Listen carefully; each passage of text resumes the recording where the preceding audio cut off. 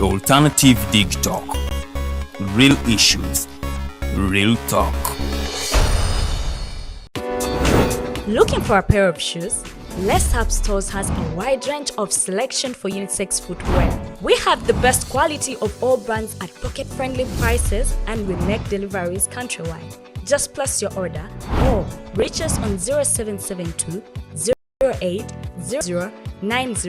You can also check up at Let's Up Stores on all our social media platforms. Let's Up, craft your own footprints.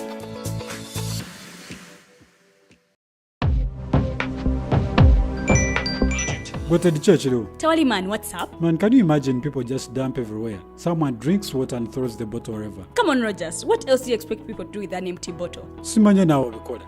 Do you know that plastics take at least 450 years to decompose? What? That's a long time. Exactly. Because plastics are made out of a lightweight and flexible material that doesn't decompose easily. And plastics everywhere in the environment cause plastic pollution. What is plastic pollution now? It is the accumulation of plastic waste in the environment, like bottles, polythene bags, straws. All of these contribute to plastic pollution. I have been using them without knowing their effect. Yeah, a lot of people have. Plastics are a danger to the ecosystem, both on land and in water. So how can we overcome this problem? Is there something we can do? Oh yes, we can reduce by minimizing the use of plastics, reuse by repurposing them, or recycle by collecting and processing them into new products. Everyone wants to change the world, but no one wants to change themselves for the world. How about we change our habits for the world? And it starts with me and you. This message is brought to you by Alternative Digitalk.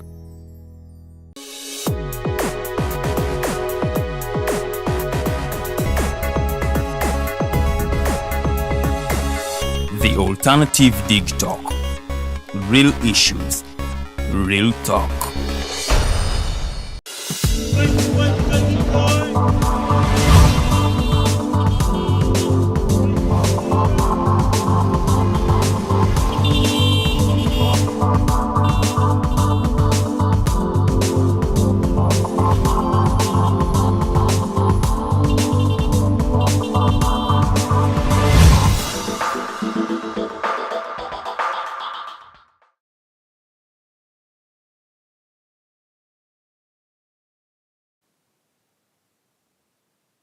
Amacha malungi gomunanga kede naffe olunaku olwaleero lunaku lwakuna ennaku z'omwezi tubala 5 tuli mwezi ogwa October wano mu Baganda baguyita mwezi ogwa mukulukusa bitungotungo naye nga nze mbabuuzaako yonna gye musinzidde okubanga mutulaba omwaka 2023 tugutambudde kakati tuyingiridde ddala mu myezi egisembayo egimaliriza omwaka ogw'ekkumi ogw'e11 n'omwezi ogw'e12 kale mbabuuzaako yonna gye musinzidde okubanga mutulaba nze Omumbejja Luwedde Lilian mbaniriza nnyo olunaku olwaleero olunaku lwakuna era nga wende nnyo okubanga nkutuusaako ebyo ebikoze amawulire wane waffe Uganda n'ebitundu by'eggwanga eby'enjawulo bwe tunaaba ng'akadde katusobozesezza tujja kuwaako n'amawulire agavudde ate mu mawanga agatuliraanye n'emitala w'amayanja naye nga mbabuuzaako mbategeeza nti tuli butereevu ku peege zaffe The Alternative Uganda kusa ne Digitalk TV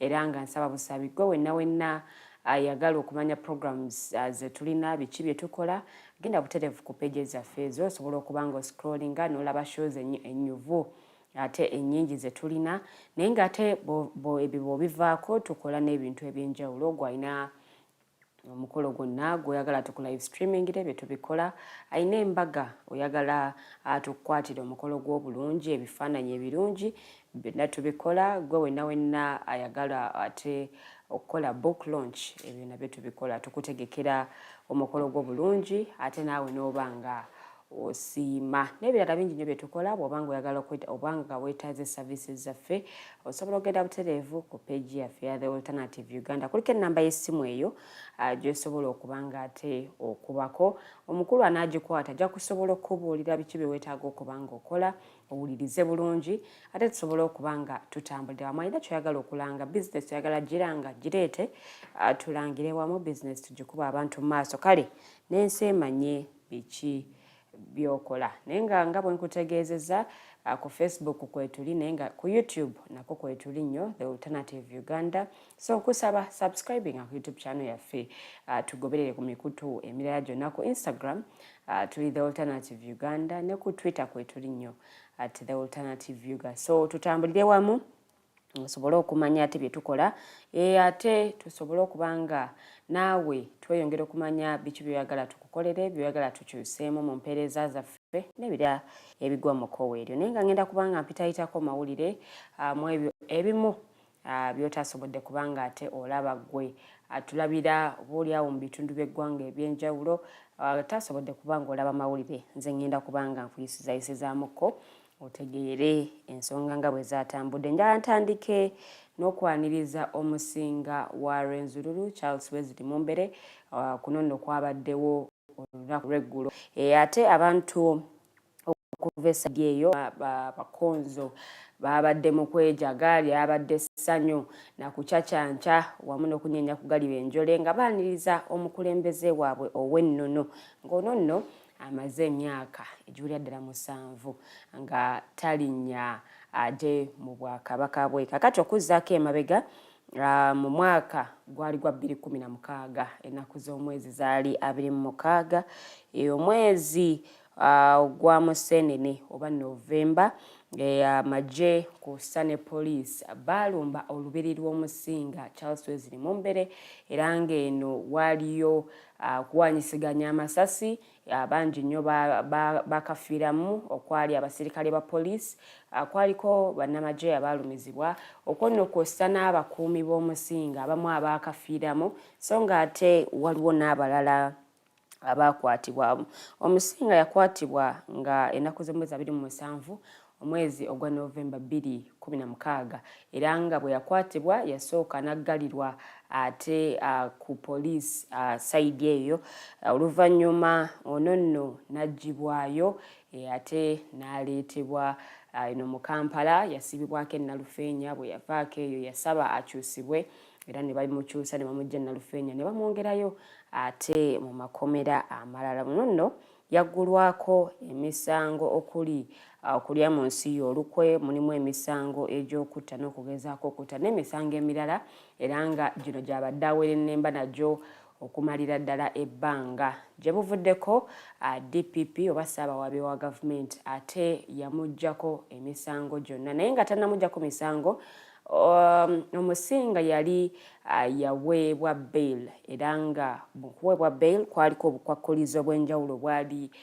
bwamuteekebwako okuba nti tasala ate districts ziri wano mu Buganda okubanga addayo ewe. So kino kyategeeza nti yali tasobola kubanga addayo ate eri mu bwakabaka bwe obw'Erwenziruru era nga abadde nga wano eno.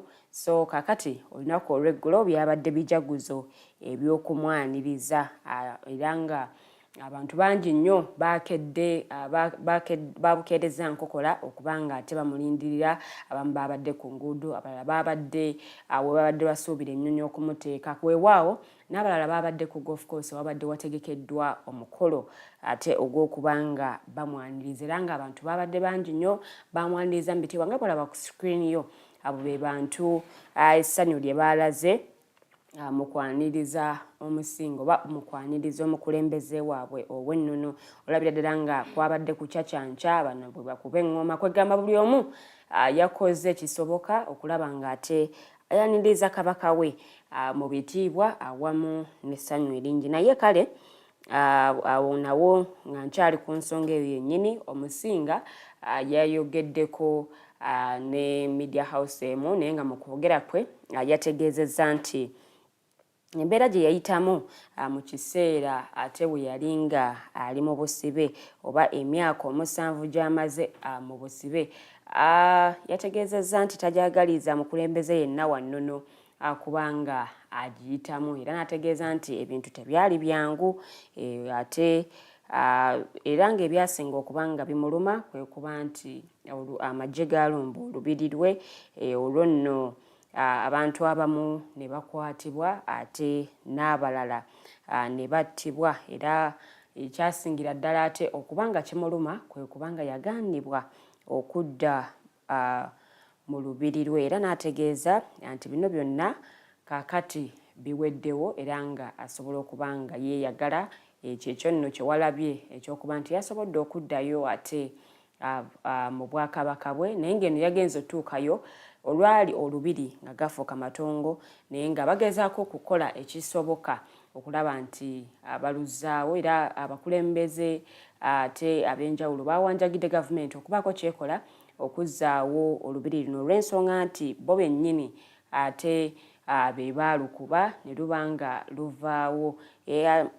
Abakulembeze ab'enjawulo abava esayidi eyo babaddeko obubaka obw'enjawulo bwe bayogedde. Nalabye Honorable Winnie Kiza yayogeddeko n'ategeeza nti musanyufu olw'okuba nti Kabaka we akomyewo bulungi naye ng'ate mwennyamivu oba ayina ennyiike olw'okuba nti ono yatulugunyizibwa. N'abakulembeze ab'enjawulo nabo bayongedde okuba nga basanyuka era nga basanyukira wamu ne bannaabwe olw'okudda ate kw'Omusinga. So bwe mba nga neeyongeddeyo still ku nsonga ez'Omusinga wa Erwenziruru abeeyo bo bakyagenda maaso n'okwejaga balindiridde ate okubaako olunaku olulala lwe bajaguza kuba nti Omusinga bwe yakomyewo naye bagenda kubaako ebijaguzo bye babeera nabyo mu maaso awo naye nga waabeera kaakati wakaseera buseera nga bwe bakola obutaweera okusobola okulaba nti bamuteerawo ekifo oba bamuzimbira olubiri lwe wajja osobola okuba nga abeerera. Okukomawo kwe yakomyewo ne Queen ate n'abaana be bonna kale abeeyo ne baba nga bajaguzizza bya nsusso. Yayogeddeko n'abantu be ababadde bamulindiridde era n'abagumya ate okubanga agenda kubanga akola ekisoboka kyonna okulaba nti Obusinga buno buddawo bulungi nnyo. Omukulembeze w'eggwanga General Kaguta Museveni teyabaddewo ku mukolo guno wabula nga yakiikiriddwa minisita owa gender ne culture owa minisita w'ekikula ky'abantu n'obuwangwa minisita omubeezi ow'ekikula ky'abantu n'obuwangwa Peace Mutuuzo yategeezezza nti bagenda kukola ekisoboka kyonna okulaba nga gavumenti ekolaganira wamu n'Obusinga bwa Erwenziruru nga tewali yadde okukuubagana. Kale n'ezo ensonga bwe zityo bwe ziri era nga njagala nziteeke ku mabbali ate nkwongereyo n'amawulire amalala ku ddakiika 14 ezakayita ku ssaawa 2 ez'amakya g'olunaku olwaleero. The Mighty Global News Updates zengenda mu maaso n'okubanga nkutuusaako. Kakati neeyongeddeyo n'amawulire amalala. Ngenzeeko mu kibiina ki NUP abaayo bali mu keetereekerero ak'okwaniriza omukulembeze w'ekibiina ekyo Robert Kyagulanyi Ssentamu asuubirwa okubanga atuuka mu ggwanga olunaku olwaleero ku ssaawa 4 ez'akalasamayanzi. Kakati poliisi era nga eri wamu ne ba RCC mu ggombolola 5 ezikola ekibuga Kampala bo balabudde bannakibiina ki NUP butagezaako yadde okweyiwa ku kisaawe ky'ennyonyi Entebbe okwaniriza omukulembeze waabwe era nga bano bategeezezza nti bano bagenda kubanga bakikola mu bumenyi bw'amateeka olw'ensonga nti tebaafunye lukusa okuva eri poliisi. Okulabula kuno bw'obanga ogoberera ensonga kwakoleddwa nga abantu 5 bo bamaze dda okubanga bakwatibwa abo babadde sayidi z'eri Entebbe. Bano babadde kigambibwa nti bano babadde bagezaako okukunga bannaabwe okweyiwa ku kisaawe ky'ennyonyi Entebbe okwaniriza omukulembeze w'ekibiina ekyo ki NUP naye nga nabo baavuddeyo ne babaako kye bategeeza ku nsonga eno. Bw'obanga ogoberedde emikutu gye mugatta abantu ab'enjawulo baavuddeyo ne bategeeza nga bagenze mu maaso n'okuba nga bakunga bannayuganda okugenda ate okweyiwa ku kisaawe okwaniriza omukulembeze waabwe ate agenda okuba nga atonnya mu ggwanga. Kakati yo poliisi yabategeezezza nti kino bagenda kubanga bakikola mu bumenyi bw'amateeka olw'ensonga nti tebaasabye lukusa okusobola okuba nga bakola oba nga baaniriza omukulembeze waabwe era ne bategeeza nti kino kijja kubanga kitaataaganya ebyentambula kunno kussa ate n'obumenyi bw'amateeka obuyinza okubalukawo olw'abantu abanaaba bagenze okwaniriza omukulembeze weewaawo n'emirimu gy'abantu okuba nga giyimirizibwa. ku nsonga zezimu ez'ekibiina ki NUP obukulembeze bwa boda mu Kampala olunaku olw'eggulira nabo bagenze maaso n'okubanga balabula bannaabwe obutakemebwa ate kwetaba mu bikujjuko by'okwaniriza omukulembeze w'ekibiina ki NUP Robert Kyagulanyi Ssentamu yagenda okubanga atonya mu ggwanga olunaku olwaleero era bategeeza nti poliisi nayo yabalabudde dda ne bagamba nti bino bimenya amateeka era nga anaakwatibwa nga abirimu ajja kubanga akikoze ku lulwe. Kale ezo ensonga nazo bwe zito bwe ziri era nga bo abakwatiddwa abakwatiddwa still ku nsonga y'okukunga abantu okugenda okwewa ku kisaawe mu kwaniriza pulezidenti w'ekibiina kya NUP ababadde bawagizi era nga bano babadde bakutte ebipande nga basaba abantu okubeegattako. Bino byabadde akatabi town council nonno Ntebe era nayo gye twogerako naye nga ebyokwerinda byagenze maaso n'okuba nga binywezebwa ku luguudo lw'Entebe nga poliisi bwe yategeezezza ku nsonga y'okwaniriza omukulembeze w'ekibiina ekyo. Ezo ensonga njagala nziteeke wabbali neeyongereyo n'amawulire amalala. Amyuka Speaker wa Parliament Right Honourable Thomas Tayebwa olunaku olw'eggulo yategeezezza nti alina lisiti y'abantu ab'enjawulo era nga bano be bali ranked okuba nga tebakiika mu ntuula za Parliament era nga yategeezezza nti abamu ku bo balina okwekwasa kwe balina nti bwe bajja mu Parliament tebaweebwa kadde na mukisa kuba nti nabo bajja ku floor ya Parliament okubanga bateese era nga yategeezezza nti munnange kino si kituufu bano balimba bulimbi wabula nga ate bo tebabeerawo oba tebakiika mu ntuula za Parliament. Era yagenze maaso n'okuba nga ayongerako nti abamu bali mu kwekwasa abamu balowooza nti bali mu constituency okubanga bakola butaweera okusobola okubanga babalonda mu bisanja oba mu bululu obunaababuzeeko. Nategeeza nti kino bwe muba mulowooza nti kyekinabayamba okukomawo mu Parliament kale munnange mwerimbye. Era nategeeza nti ba opponents bammwe bajja kugenda mu constituency bakozese omukisa ogwo ogw'okuba nti mwe temukiika mu Parliament kale bategeeze abalonzi bammwe ekyo nno nga kijja kuba nga kitegeeza nti bajja kubawangulira ku ekyo.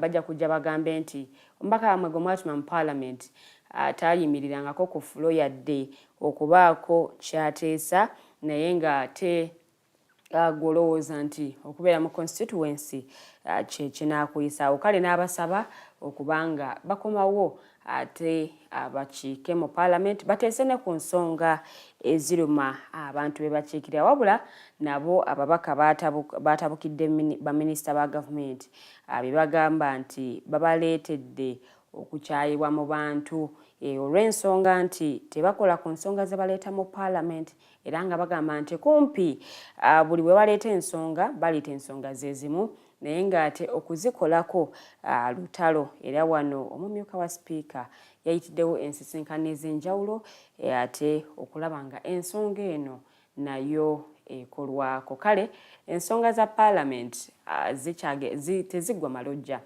buli kadde wabaawo ensonga empya naye nga bwe zinaaba zeeyongedde nazo tujja kusobola okuba nga tuzibatuusaako.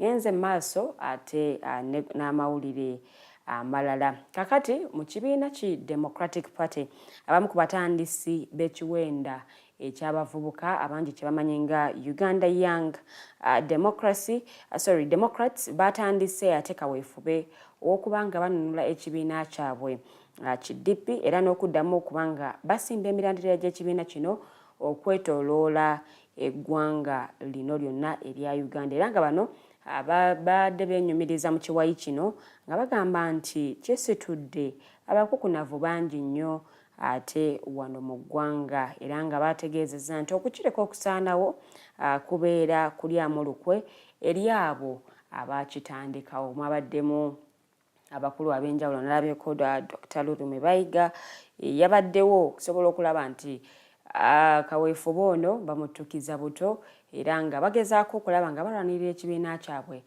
ki Democratic Party. Ekibiina kino kyajjamu okweyawulayawulamu oluvannyuma lw'omukulembeze w'ekibiina ekyo omukulu Norbert Mao ate okubanga akulaganira wamu n'ekibiina ekiri mu buyinza ki NRM n'omukulembeze w'eggwanga General Kaguta Museveni era ng'ono kakati ye Minister wa Justice and Constitutional Affairs. Ate nga bangi ku bannakibiina bo baavaayo ne bagamba nti tebasobola kubanga bakolagana na kibiina kiri mu buyinza ate nga bali ku ludda oluvuganya gavumenti era nga wano we basinzira okubanga basaba Honorable Norbert Mao okubanga yafeesi y'obwa president w'ekibiina agiwaayo naye ng'ate ono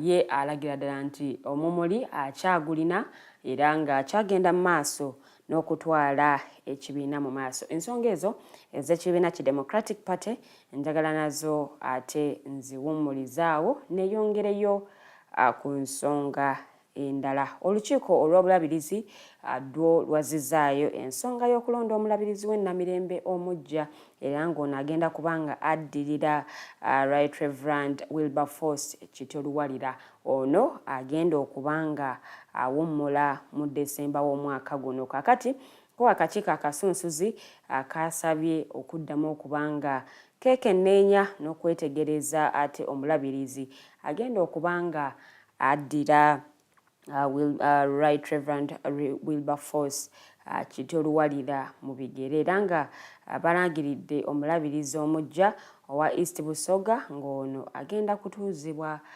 ku lunaku olw'Essande ng'ennaku z'omwezi 19 omwaka guno gwennyini gwe tulimu ogwa 2023 era ng'omukolo gujja kuba ku St. Stephen's Church Busoga. Kale kano keeterekerero k'amaanyi n'okusobola okulaba nga bakola butaweera okufuna ate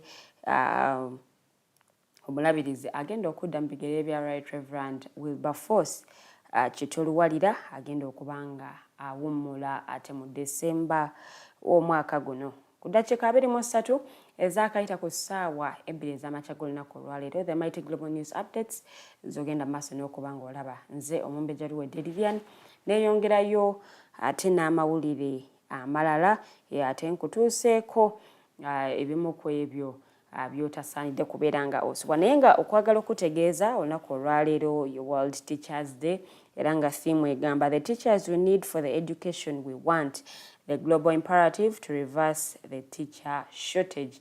Olunaku luno lubeerawo nga 5 ogw'ekkumi buli mwaka era nga olunaku olwaleero ye Teachers Day naye nga tetumanyi oba ebijaguzi bigenda kubeera nga bibeerawo naye katulinde kale ensonga ezo nazo bwe zinaatambula. Ngenda kubanga neeyongerayo kuba okwogera ate kukuza olunaku olw'omwana omuwala. Bingi nnyo ebigenze mu maaso n'okubanga bikolebwa era nga kyazuuliddwa nti ekimu ku bisinza okulemesa abaana ab'obuwala okumalako emisomo gyabwe by'ebisale by'amasomero ebiduumulwa buli lukya. Kale abazadde ne babeera nga tebakyayinza kubasindika ate ku masomero okusobola okubanga basoma. Okunoonyereza kuno kwakoleddwa ekitongole ki Plan International era nga bano bagamba nti basisinkanye abaana abawala bangi abawandiise mu masomero era nga ensonga esinga okubanga enokolwayo y'eyokuba nti ebisale by'amasomero kale biri waggulu nnyo era nga bano bategeezezza nti abazadde abamu ne bakitunuulira nti omwana omulenzi bw'omu-educatinga ate ekyo kisingako okweducatinga omwana omuwala. Olunaku kujaguza olunaku lw'omwana omuwala lujja kubaawo ng'ennaku z'omwezi 11 omwezi guno gwe tulimu gwennyini ogwa October ye sabbiiti ejja. So we wajja lwe lunaku ate olw'okujaguza olw'omwana omuwala. Olunaku luno lujaguzibwa internationally so si wano wokka mu Uganda era nga bw'ojja nga weetegereza ensonga ez'enjawulo amawulire gazzenga galaga nti abaana abawala abadroppinga out of school bayitirivu nnyo. Abaana abamalako ekibiina ekyomusanvu nabo ennamba ntono ddala era nga mu kunoonyereza kuno kwalaze nti abawala ebitundu 56 ku buli 100 be bawanduka mu ssomero nga tebannaba kubanga bamaliriza primary 7. Kale ne basaba wabeewo ekikolebwa okulaba nga ensonga eno enogerwa eddagala. Ebyo nabyo njagala mbiteeke wabbali ate ngendeko mu kibiina ki Forum for Democratic Change. Omukulembeze waakyo Engineer Patrick Oboya Muriat olunaku olw'eggulo yamaliriza kakuyege w'okubanga anoonya akalulu ate okusobola okubanga addizibwa mu office gy'alimu eya president w'ekibiina ekyo. Ono nno bwe yabadde ayogerako ne ba delegates okuva mu bitundu by'eggwanga eby'enjawulo, yayongedde still n'akoonako ku nsonga y'obwegassi, naye era mu buufu bwe bumu yayogedde ate ku faction ye Katonga, era nga bano omukulembeze gwe balonda ye Lord Mayor Ssaalongo Elias Lukwago n'agamba nti ono kale agezeeko okujja ku headquarters z'ekibiina e Najjanankumbi nga bwe yali ategeezezza gye buvuddeko nti bajja kugenda ate ku e Najjanankumbi okubanga banunula ekibiina kyabwe. Kale n'amugamba nti kale gezaako bugeza kusala ku headquarters z'ekibiina e Najjanankumbi, era n'akakasa abamemba bonna abakkiririza mu kiwayi eky'e Najjanankumbi okusigala nga bagumu nnyo newankubadde nga ebintu biri bityo oba newankubadde nti waliwo okulwanagana mu kibiina. President w'ekibiina ki FDC Engineer Patrick Oboya Muriat bw'abadde nga atambula mu kakuyege w'okuba nti anoonya obuwagizi okusobola okubanga addizibwa mu yafeesi gy'alimu eya president w'ekibiina, azze akoonako ku nsonga ez'enjawulo, era ng'emu ku nsonga era gye yakoonako kwe kulaba nti bareconsilinga ate basobole okubanga batwala ekibiina mu maaso. Naye mu kwogera kwe yakoonye nnyo ku president wa faction ye Katonga Lord Mayor Ssaalongo Elias Lukwago gwe yayogeddeko ensonga ez'enjawulo nti mutiitiizi nnyo, olumukoonako katono nnyo ng'agenda ng'akuba enduulu. Kale bw'atyo ye bwe yategeezezza naye ng'ensonga z'ekibiina ki FDC nazo zikyagenda mu maaso gye buvuddeko ab'e Katonga batuuza olukuŋŋaana lwa bannamawulire mwe baabaako ensonga ez'enjawulo ze boogerako, naye nga ate bo ab'e Najjanankumbi bakyagenda mu maaso n'emirimu gyabwe. Era bagamba delegates conference yakutuula ng'ennaku z'omwezi 6, omwezi guno gwennyini gwe tulimu, kale nga lwe lunaku olw'enkya, era nga bagenda Engineer Patrick Oboya Muriat yagenze maaso naye n'okuba nga ategeeza nga bwe bagenda okuba nga babaawo n'okulonda okw'abakulembeze, era nga yategeezezza nti bwe batalonda wakati w'ennaku z'omwezi 6 n'omusanvu omwezi guno gwennyini gwe tulimu kijja kuba nga kikosa emirimu gy'ekibiina, era bo bakola butaweera okusobola okulaba nti ekibiina kyeyongerayo n'okugenda mu maaso. So bwe mba nga neeyongeddeyo still ku nsonga ez'ekibiina ki FDC, bano okweyawulamu kwabwe kulese ebitongole bingi mu kattu, era nga bano beebuuza ani gwe basobola oba ani gwe balina okuba nga bakolagana naye anti buli kiwayi kyewulereza anti kyekirina obukulembeze obutuufu, era nga bano bawandiikira n'akakiiko k'ebyokulonda ate okusobola okuba njogera ku b'e Katonga tebawandiikira n'akakiiko k'ebyokulonda okubanga ate kati kakolagana nabo kale kaleke okukolagana n'ab'e Najjanankumbi. Nalabyeko Ambassador Birigwa nga ayogera ku nsonga eno n'ategeeza nti waliwo ssente ezareleasingibwa ne ziweebwa ekiwayi ky'e Najjanankumbi, zino nno nga zava mu bank, naye ng'ate yategeezezza nti baali bawandiikira bank okuyimiririza funding yonna y'ekiwayi ate eky'e Najjanankumbi. So ensonga za FDC zo bwe zityo bwe zikyatambula, era nga updates zaffe ez'olunaku olwaleero natera okuba nga nziwunzika, naye nga Minisita omubeezi ow'ebyobusuubuzi awamu n'amakolero Harriet Ntabaazi yagumizza bannamakolero nti gavumenti neetegefu nnyo okubanga ekolagana nabo okunoonya akatale k'ebintu ebikolebwa kuno. Yayogeredde bino yabadde alambula abasuubuzi abazze okwolesa ebintu byabwe ng'omwoleso guno gwabadde ate guli ku bano nno nga bagenda mu maaso n'okubanga boolesa biki bye bakola, era nga yategeezezza nti gavumenti tegenda kuva ku mulamwa ogw'okutumbula ebintu ebikolebwa kuno, era n'alabula abakyayingiza emivumba mu ggwanga okubanga bakikomya.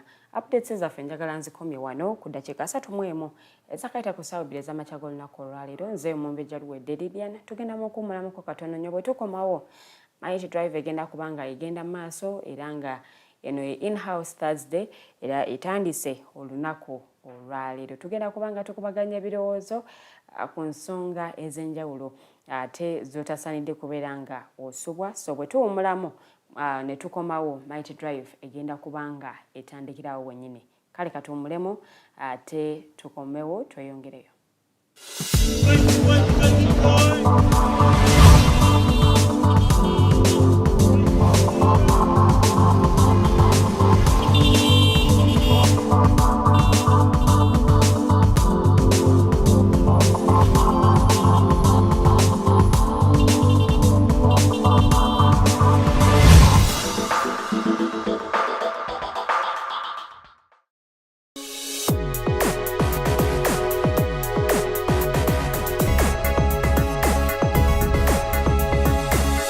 The alternative Digitalk. Real issues, real talk. Hi Rogers, can I ask you something? Shoot. What does corruption mean? Well, summarily, corruption is abuse of public power for personal gain or for the benefit of a group to which one owes allegiance. For example, when a public office is abused by an official accepting or soliciting a bribe. By the way, private people can be corrupt too, like bribing police officers to escape fines. Okay. So exactly how does that concern me? Well, do you pay taxes? I guess, yeah. What does that have to do with this? Everything. Because those taxes you pay are supposed to facilitate services you use, like water, electricity, roads construction, medicines in hospitals, name it. Okay, that is much bigger than I thought. But it can be stopped, right? Well, yes, it can, although it may not be as easy as it sounds. And here is the reason why. Corruption roots are grounded in our country's social, political, economic, bureaucratic traditions and policies. So, what has kept it going this long? I mean, why don't we stop it?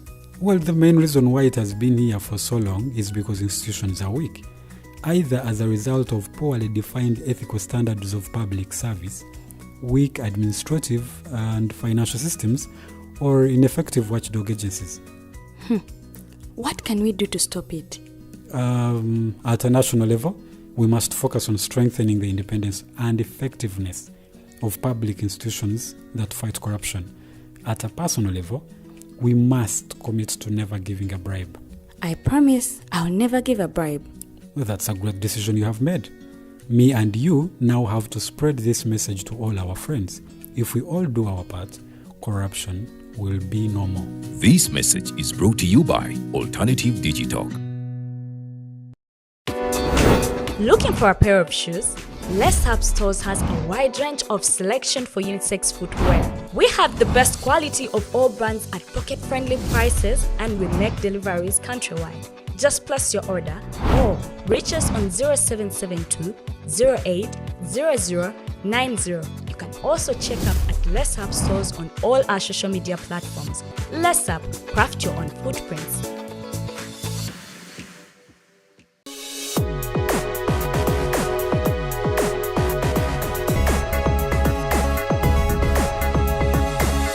The alternative Digitalk. Real issues, real talk.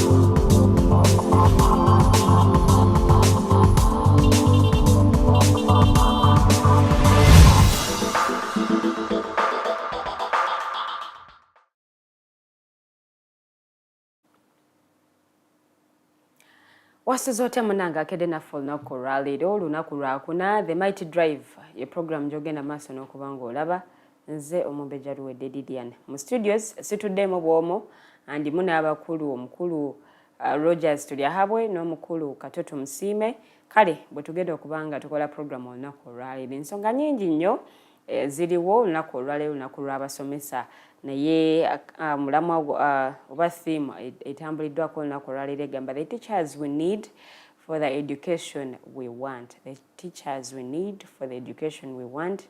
The global imperative to reverse the teacher shortage. Sorry.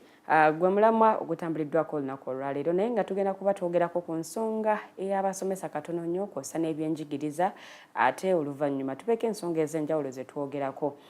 Mukulembeze w'ekibiina ki NUP asuubirwa okutuuka mu ggwanga olunaku olwaleero ku ssaawa nnya ez'akalasamayanzi naye nga we twogerera waliwo already abaakwatiddwa ku nsonga eno era ne poliisi yavuddeyo okuba nti eyimiriza abantu ate obuteetaba mu nsonga nga zino era n'agamba nti kino bagenda kubanga abanaaba bakikoze bajja kukikola mu bumenyi bw'amateeka olw'ensonga nti tewabaddewo kusaba lukusa okuva eri poliisi kale ne babanga abantu ab'enjawulo abanaaba bakyenyigiddemu bajja kubanga bakwatibwa ku lwabo already waliwo abaakwatiddwa olunaku olw'eggulo kale ne twebuuza lwaki okudda kw'omukulembeze wa NUP kutadde poliisi ku bunkenke ensonga ki eri emabega w'ekyo naye nga tujja kujoogerako n'okusukkakaawo sobeerako alina kyoteesa kyowabula agenda butereevu ku pages zaffe The Alternative Uganda ne Digitalk TV tutambulire awo ffenna ensonga nnyingi nnyo ze tulina mu ddiiro Omusinga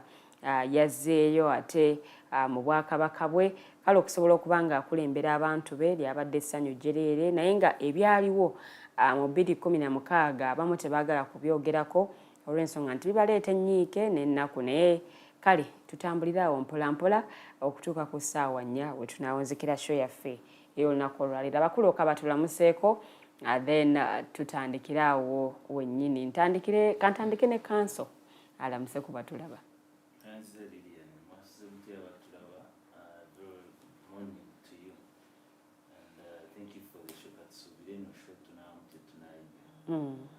Okay. Tweyanziza nnyo kanso. Njagala mpulire okuva ew'omukulu Rogers Tulyahabwe. Alamuse ku batulaba. Thank you. Ladies and gentlemen, a very good morning. My name is Rogers Tulyahabwe, and I'm privileged to be on this panel this morning, and we're going to be talking about a number of issues that are happening in our communities. And of course, I can't wait to also give my opinions now. I also want to make a disclaimer. What I do are my opinions, according to my experiences and the things as far as my intelligence takes me. So please, if you disagree, let's disagree on principle. We don't need to affect me. Let's learn together. At the end of the day, the reason why we have this discussion is so that we can learn from each other. Yes. So there might be something I may not exactly have facts about. But you might have. So let's share this information. Whatever you do not know, you could add. And what you don't know, maybe I will add. So thank you so much. Be a part of the discussion. And I look forward to fruitful discussion. Disclaimer, what they are mango. No, it's important for someone to know that. I am not an expert on any of the issues we're going to talk about. But I have my... You're thinking about what you feel. Yes, and these are the expressions you give. Yeah. Kati, the expressions I give should not bind you to follow them. If you disagree, disagree. You disagree, by the way, but don't just disagree for the sake of disagreeing. At least you must have something to show that there must be a disagreement because of what I've said and of what you say. Because we have different beliefs and everybody thinks for himself at the end of it all. Okay.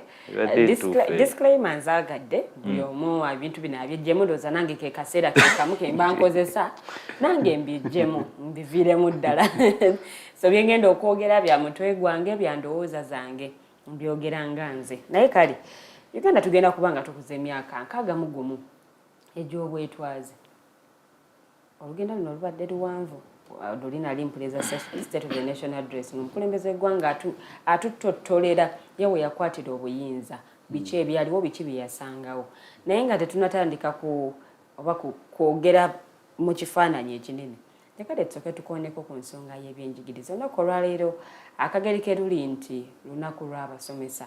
Ensonga z'abasomesa zikyagenda mu maaso n'okubanga zoogeza bangi obwama abamu babyogerera eno munda abalala ne bavaayo okubanga ate boogera ku nsonga zino.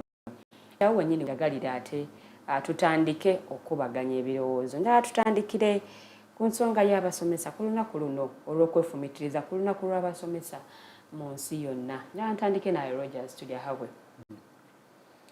Nsonga ki z'olaba nga zino zirabika zibuusiddwa amaaso naye nga zeetaaga okuba nga zikolwako okulaba nti welfare y'abasomesa etereera, omuyizi gwe basomesa asobole okuba nga aganyulwamu? Thank you so much. I hope you allow me to use English since you're using Uganda. The education, we have always talked about the education system. We are saying that we have a sort of a mismatch between what is taught in class and what actually is in the market, which is a fact. Yeah. If you look at most of the other countries, their education is mostly dependent on what the job market requires at the moment. Ours, on the other hand, seems to have been stuck to the colonial period. The system they gave us is the same we have run with for all of these years.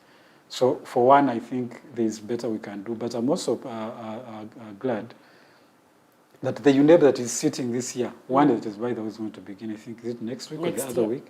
Next week. Next week, yes, I think next week.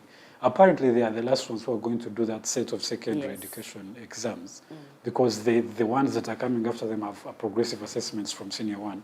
And so I hope that these changes, as they do curriculum change, they heed to the forces in the job markets to understand that what is in the market should determine what a student should be able to learn in class. For example, now around the world, you realize that most of the countries tailor the education curriculums to what is developing, to technology, to infrastructure, to the changes even in agriculture. Even if some people are studying about agriculture, which we boast to say is the backbone of our country, most of them are trying to make it progressive, to look at what the trends are right now in the agriculture sector as opposed to what tradition was there. Now, even if we say that agriculture is our backbone, how we used to practice agriculture 50 years ago is not the same as we do today. And so I think for us to comparatively compete with the rest of the world as far as agriculture production is concerned, we also need to have to extend and advance our own technology as far as agriculture is concerned to make sure that we compete in that area. So as individuals, we celebrate the World Teachers Day. I also hope that as we make strides towards making sure that we walk with the trend that the world is moving with, we also have teachers who are competent to teach in the current trend that is there. Because it's one thing for us to say that, you know what, our education system is still stuck in the colonial period when we don't actually have the teachers who are skilled enough to teach in the current trend, educational trend. For example, do we have teachers who can teach technology as it is taught in China or in Japan or in South Korea? Those are the people who are leading in technology advancement and all of this kind of stuff. Do we have teachers who can teach competitively to that in that space, that the product they're going to produce will be able to compete with those? So as we pay attention to the curriculum, as we change the curriculum, I also hope that the Ministry of Education and Sports also pays attention to that space, making sure that they skill teachers, that they upgrade them to have those skills that are fitting and suitable of the current trends as the world is competing. At the end of the day, what matters is that we are competing at a global level. Yes. If you're going to compete in the market, if you're going to produce better, you must be able to compete on the same standard. So for me today, I hope that, as the theme says, it's about the kind of teachers we want. The kind of teachers we want are the ones we need for the education we want. Exactly. The teachers we need now, it's both ways. One, we have to advance the curriculum, but we also have to upgrade the kind of teachers and skills we have in those schools. Okay. Tweyanziza Rogers Tulyahabwe. Njagala nzireko ewa council. Bw'otunuulira theme ligamba the teachers we need for the education we want. Bw'otunuulira wano ewaffe Uganda ekyo tukituuseeko. Bwe tuba tetunnakituukako kiki ekyetaaga okuba nga kikolebwa? Thank you so much, Lilian. Before you can decide on the kind of teachers that we need as a country, you need to have prepared enough. to reach at that conclusion. If you need the teachers that match the standards of technology that we have in the world, the standards of the people and how they relate with the day-to-day activities as they go in this country, you must have prepared for them. Have you prepared for these teachers? Get the skills that are required by the technology developments and enhancements that we are having today. Have you prepared these teachers so that they can be able to afford and access these gadgets that they will need to use in, putting their knowledge in technology? Because now I believe that at this rate, there are things that we must have changed as a must, because this is a trend that we are having in. I believe that at this rate, this is the 21st century, and the solution that we should be providing should match the problems that we are facing as a century and the group of the people. But you say, we are saying that the teachers we need for the education we want. If we have not prepared these teachers to match now the standards that we need in this year, 2023, then it means we shall still get the results and the education we shall have will be in the 1990s. There are a number of questions that are being raised by a number of people on the social medias. And sometimes you sit and analyze and you find that they make a lot of sense. Okay. But because some of the people try to bring some of, I should call them the syllabuses or the topics that we used to study back then in our secondary schools, and they ask, how far have you tried to apply this in your day-to-day life? The knowledge. And you ask yourself, surely, has it helped me anything? COVID. Aunga oxygen afuse ekirala abana twasoma okukola oxygen n'abasomesa nga batusomesa, and they would say now you have failed to come up with the product oxygen. Yes. Here we are in a crisis that needed oxygen. Yeah. But maybe you cannot blame the teachers solely and entirely for that. But maybe because we can also blame the planners of this country. That at one point, if these teachers have that knowledge, because they have the books, they taught us actually. But if they cannot get the equipment that they can use in the production of that oxygen, then we shall have a deficit of that kind of oxygen that is produced at the time. But to say, the resources these people, the teachers use, some of them are outdated. You get? Yes. Because you find a teacher using a textbook that was last published in 1991. They are still using it to teach the students in 2023. And you ask yourself, the problems that were affecting Uganda or the world in 1990, are they still the same? No. Or some things have changed? What have we done as a country so that we can match the standard at which the development and the growth of the world is going on? We have failed on that one. The teachers that were passed, all the teachers that were qualified to teach in the 1990s, most of them are the ones still teaching in 2023. Ebintu bye basoma mu 1990 really bikyamakinga na education yetwagala in 2023. Really bikyamakinga. So bakajja babayigirize new curriculum. Bakajja babayigirize. But now look at the kind of life these teachers live in. You get? Yeah. How they survive. Omusomesa kati owa primary, I think the take home is about 500 something shillings. Yes. 500 take home. That's the maximum they can have. Na yoyo omusomesa ina abana about 4 children who are going to secondary schools, who are going to universities. Yeah. Ono omusomesa naye muntu arwaza n'ebirala bigendera. Omusomesa alina okulabirira family on a daily basis kufuna ku byokulya, because they spend most of their time in school, in class, teaching.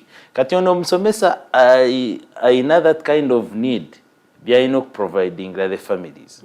And afuna that concentration and looking at the monthly paycheck that he will take home, he or she will take home. We really concentrate and teach to Mr. Rogers aze akubye esuuti ye nungi atudde mu kirasi n'omusomesa oyo agenda omusomesa ekooti ye bwegitunulira it has developed some brow. Will they have that kind of motivation? No. And who is to blame now? The planners of this. Because at the point where you cannot get a quality teacher, it means even the product will be poor quality. Because one determines the outcome of the other. Look at the facilities they used to teach. If you twasomeranga nga laboratory osanga ng'eyina things that are even broken, naye nga bye mulina okufiguring out and you have to use in those practical classes. Eza chemistry, naye simanyi ebimuba binyamba as me. Oli yateekako akafaananyi ka Bunsen burner n'abuuza young people that are struggling with this life, have you considered applying the knowledge of a Bunsen burner somewhere? Have you tried to apply it somewhere so that you can become something and maybe a little from that? Okutunulira, the structures that are used by these teachers, because I've been seeing some exhibitions on Twitter, on X, that app, and you look at a classroom almost collapsed, and that's where the teacher, who has his experience of over 20 years in that class trying to teach a person that will come up with a solution that will help in developing this country. You get?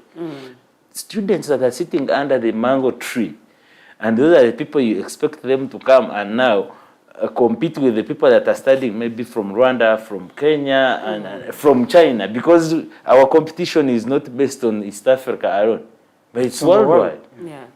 If you are in a school there in Ntungamo, just deep in the village, like my neighboring school that is almost collapsing, you know that the products we are producing at that primary school are the products that will now come and compete with the products that China is producing, because it's the same level, it's the same age, it's the same era, and the solutions must be matching. And if we have considered our priorities on other things that are not affecting the development, because remember, one group age grows and the other one is following it up. But remember, ebiseera by'abantu abali mu myaka gya nsanvu kati, around 70s, most of them, and you can believe that if you were to compare most of their reasoning and the reasoning of the people now that are in the age groups of 20s and 30s, the reasoning is different. Because the problems that affected that age group of the 70s are not the same problem that are affecting our age group. They're totally different. And the solutions they provided then, the communities are not the same. Exactly. The problems they are facing then force them to create solutions that match the problem they are facing. That worked for them then. That worked for them. But now, the problems that we are facing, now will also command us to create solutions that match our problems so that we can come up with solutions. You understand? And that's why we go wrong. We find that the person who is planning for this education system is the person that maybe went to school barefooted. And they are still thinking that the solutions that we need to create so that we can come up with a best and a good product of students in the job market must have a pair of shoes. But now this is no longer a problem of so many. You understand? Yes.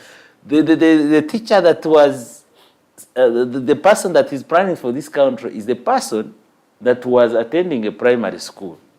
You get, paying maybe 700. Was it even 700 or 50 shillings? But remember now, the prices that we face in schools. Call it a kindergarten itself. You find a kindergarten asking you for 1 million shillings. For a kid to come and be there and sing and clap and end of the story. You understand? So, if we need to enhance and advance our education, we must prioritize the pride of the teachers. The teachers themselves must be happy people.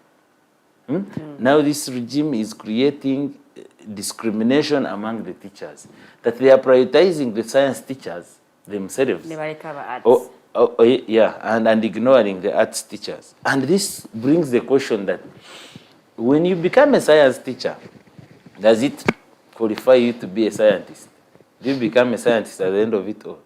Or you are only teaching?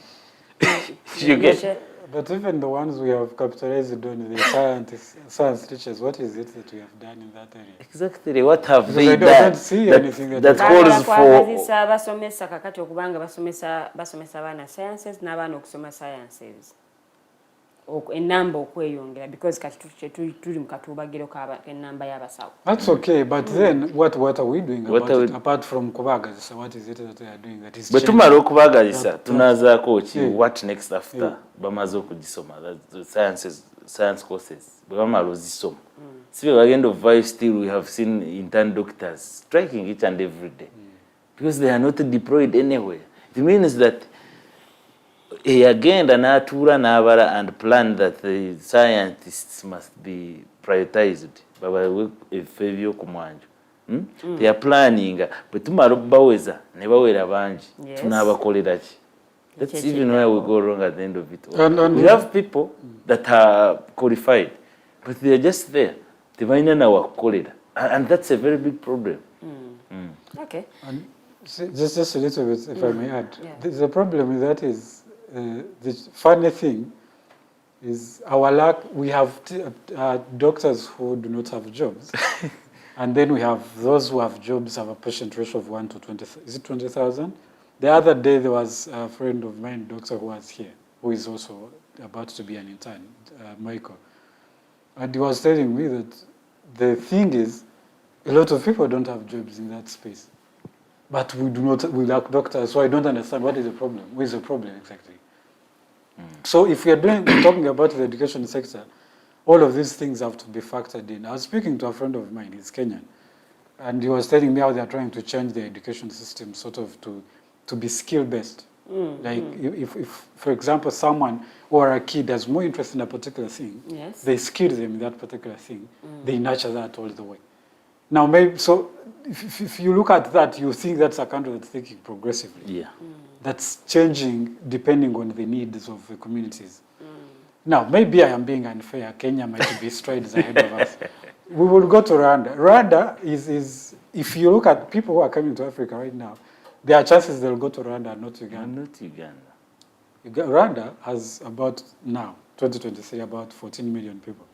We have almost 50 million people. Rwanda's land mass is just about 26,000 square kilometers. The region of Karamoja alone is 27 square kilometers. The region of Karamoja is bigger than Rwanda, the whole of Rwanda. Yeah. But look at Rwanda alone and the whole mass of Uganda and tell me that development really needs all of these things. So I think the problem is that we are not thinking progressively, we are not prioritizing the things that should be. If you look, Rwanda had made deliberate efforts to make sure that they grow. Rwanda is advancing technologically. It's one of the powers of Africa right now. But it just came yesterday. Uganda was much far ahead of Rwanda, but look where it is and where we are. So I think it's a deliberate effort that we need to make. And if we are celebrating today the World Teachers Day, I think we need to pay attention to education. Yes. Education determines a lot of things. A lot of things. So Kayubosi reported to Ragante literacy rate. You see, the problem with literacy is they are looking at reading and writing. That doesn't help anyone. It does not. What we are looking at is not literacy. What we are looking at is skill. You will find a person who cannot speak English with a skill in a particular thing that they will earn from, that their livelihood will be earned. Better than someone who can speak good English and is on the streets. So it doesn't help us for people to know. You wake up in the morning, dress up very well, speak good English, and sleep and go home without even exactly. So our focus shouldn't be that a lot of people can read and write. It's important. I'm not saying it's not. Yes. But it shouldn't be the priority. The priority should be that people have the skills that are sellable, that can go to the market. That a kid is going to move from here, go to a competition, for example, in London, and be able to win, and not just about running that we do. And we are winning and running because life is hard here. There must be something to complement your good English, your good writing skills. We need those things, honestly speaking.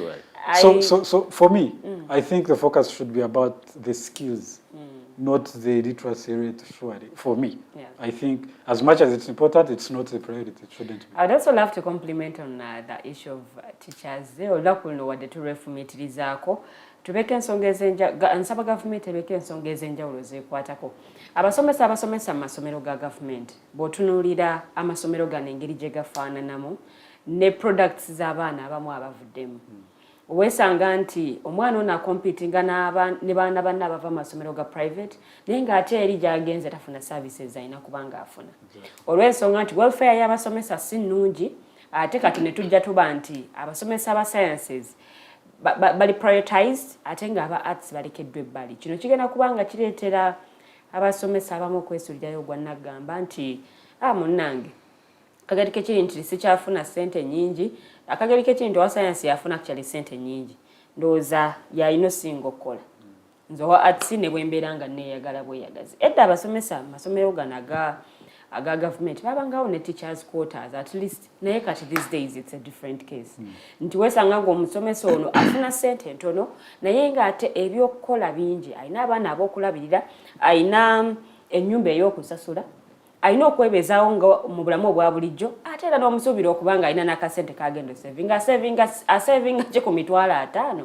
ng'alina abaana bana abali ku university oba kuliko n'ababiri abali mu high school wanino. So I think the cost of living itself is very, very high. Bw'otunuulira ebbeeyi ya ssukaali omulabbo kati. So nsaba gavumenti ebeeko kyekola ku nsonga zino eziruma abasomesa. Bavuddeyo nnyo okwekubira enduulu, bavuddeyo nnyo okuyimusa amaloboozi okulaba nti at least wabaawo ekikolebwa. Nze nebaza aba UNATU omukulu Azit Philbert Baguma afubye okulaba nti ensonga z'abasomesa because the secretary wa UNATU ensonga z'abasomesa azanja eri bekikwatako okubaako ekikolebwa naye ekyembi ensonga zino ndowooza baziwulira buwulizi naye mu kuziteeka mu nkola ne bibanga bintu birala nnyo. So olunaku luno olw'abasomesa lujjukize ministry eya education ekyomukisa omulungi nti minister wa education mukyala wa mukulembeze wa ggwanga. So ensonga zino tusaba zikolebweko, ensonga z'abasomesa zikolebweko, tuleme okulaba nga abaana ba dropping out of school because abasomesa tebakyakiika mu classes. Nadde ndaba ensonga still ezireetera abaana abawala dropping out of school ebisale by'amasomero okuba nti abalenzi baba prioritising bwe kituuka nti ebisale by'essomero biri waggulu muzadde n'agamba waayi omulenzi kagenda asome gwe omuwala ne bw'obanga tosomye. You understand? So tetwagala bintu ng'ebyo okubaawo, ensonga zino zeetaaga okubanga zikolwako. Kale buli omu yeeyagalire mu nsi ye. Is there anything kye mwagala okwongerako about this? Omulamwa guno? I think the call is just one, that we need to think progressively. We need to. It shouldn't just be about going to school. Okay. It shouldn't just be about sending kids to school. It's important, but let's have something beneath that. Yeah. That as they go to school, as they learn and study and write and speak and do all of these things, they can compete. The thing is about competition, you guys. The world grows on competition. The market is good on competition. It's demand and supply. That's how it works. If you do not compete, there's nothing for you. That's how the game is. So, for me, I think that should be the focus. It shouldn't be the way we used to be for us when we were growing. You wake up, first milk cows, then go to school. Then go to school. Go a bit at 9 or 10, run and go to school. Yeah. And at 3 you're done. And meanwhile you reach at 10, the teacher comes at 11. That was the right. So actually those same right issues zaberanga nnyo masomero ga government. Era nga masomero ga government bakimanyi classes zitandika ssaawa 3. Ate nga mu private schools abaana basoma from 6:30 abaana baba batandise okuyingira mu classes. But in government schools it's a different case. Nti abaana abamu bajja kugenda ku ssomero batuuke nga n'omusomesa taliyo. Ku ssaawa edda nga mugenda ku lunch ku ssaawa 7 temudda mu kiraasi.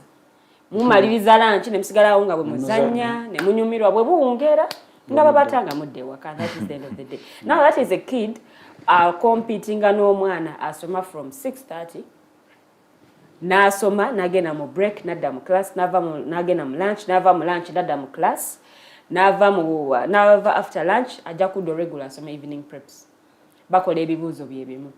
So there is something that needs to be done okulaba ndiza byaffe bidda ku mutindo ogwa waggulu. Regulating fees za schools. We need to regulate fees, guys. The economy is very bad. You can't be paying 3 million for a kati bwe buzibu. Oli akera natandikawo business ye. You understand? asuubira okubaako essente zaafunamu kati gwe tolina ngeri gy'ojja kuva eri otandika ku business katoli mu free market economy. See, Rogers, yes, however much it's a free economy that we are running as a country, but we should know that most of these people that we are targeting, letutandika maaso, and they help us to regulate this kind of school fees. Yes. They are the owners. How do you expect them now to hit a nail in their leg? It's impossible. No. And that's why it comes and it keeps quiet. It is silenced just like that, and nobody wants to question that. That has to go to the general leadership. That's a fact. But the general leadership you're talking about, they are the owners of these big schools that are even charging exorbitant.